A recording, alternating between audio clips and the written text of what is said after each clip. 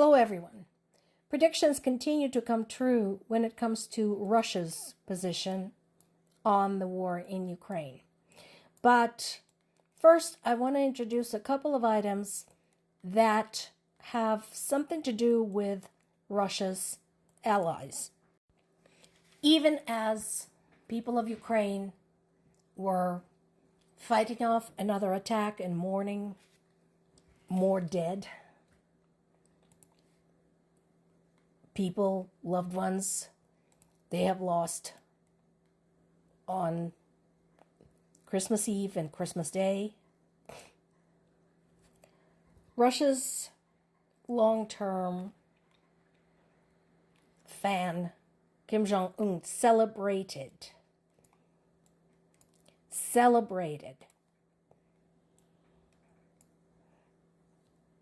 blood, life, and death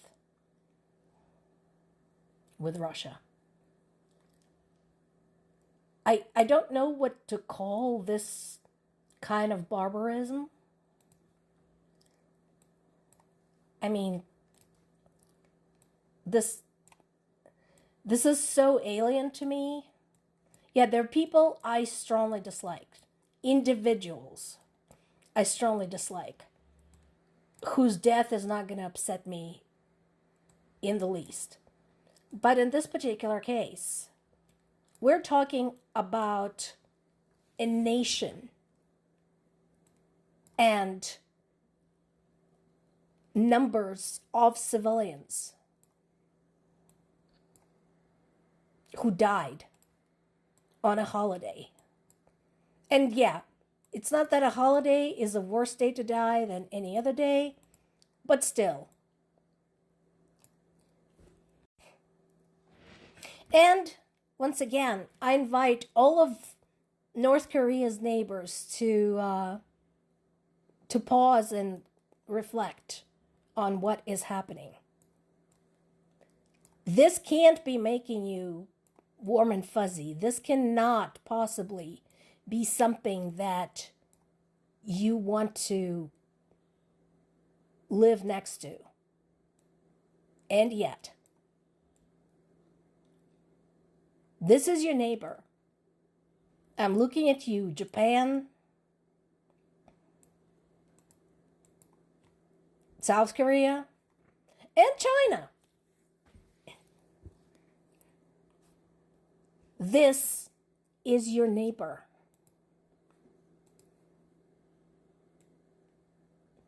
And if you think that they wouldn't celebrate if anything happened to you, think again.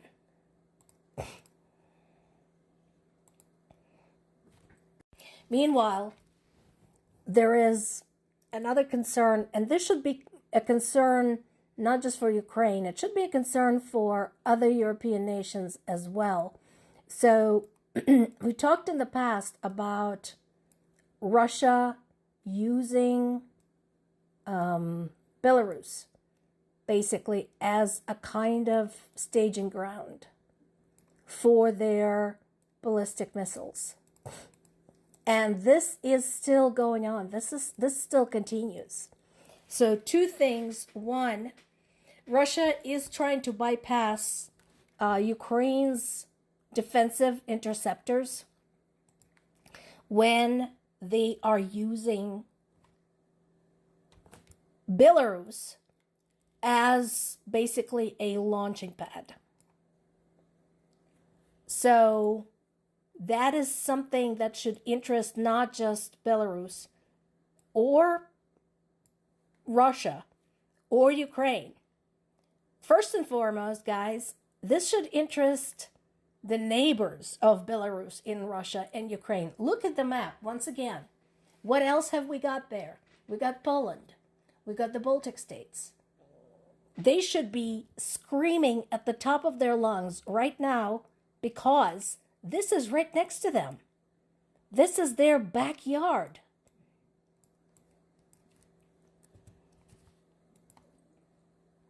This is home. So how are you guys comfortable with that? Because again, Belarus is a large country, but not that large. And if you have Russia's Oreshniks, their ballistic missiles, in Belarus, guess what? They're right there. They're right next to you. Meanwhile, remember we talked about several times how we haven't heard back from Russia regarding the new peace plan that was developed by the US, Ukraine, and EU to some extent. Well, here's your answer, guys. Here's your answer. And I agree with Zelensky on this subject. And you all know that I'm not hugely fond of Zelensky. But in this case, I agree with him. This is Russia's answer. What more do you need to understand that they are just not going to stop? You can write and rewrite that peace plan all you want, but they're not going to stop. Just not going to happen.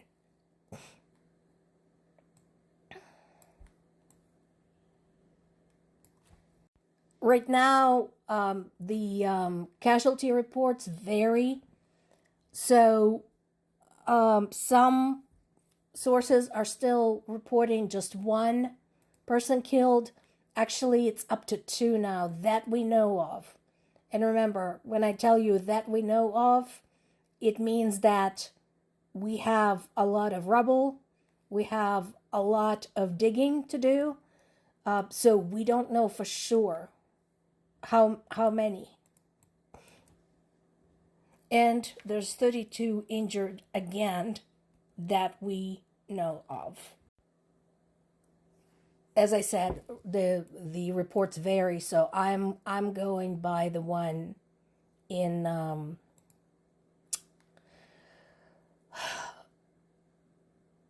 Ukrainian sources for this. So while this is happening, so where are we? Well, Zelensky is supposed to meet with Trump. But again, my biggest question is, what is the purpose?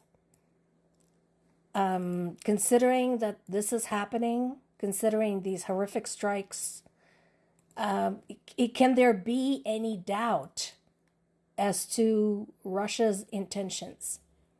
Can there be any doubt whatsoever as to whether there is even any point to present this new peace plan to them? So, according to Zelensky's statement to the reporters, the plan is to discuss security guarantees. Okay, I guess.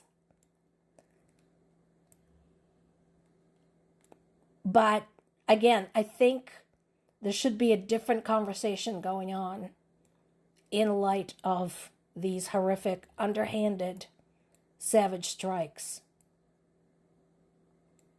I just honestly, I don't see how any discussion can be taking place right now about anything else.